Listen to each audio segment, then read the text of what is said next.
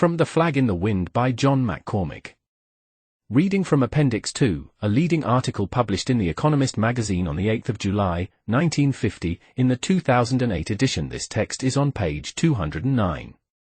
Thus what the leaders of the Welsh and Scottish Home Rule movements now demand is the very thing which the officials of Whitehall have persuaded generations of politicians to oppose, the hiving off of control from the central to local governments. To suggest that the civil service consciously sees its power threatened by demands for Home Rule, and constantly uses its influence with ministers to oppose it, would be to paint too melodramatic a picture.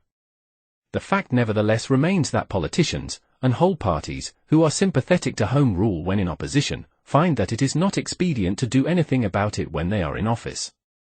Just what the arguments are that are whispered so potently in Whitehall, but which cannot be repeated in public, it is really very difficult to say. One suspects that it is not so much a deliberate power-seeking as misplaced paternalism, a reflection of the growing belief that people cannot be trusted to decide things for themselves.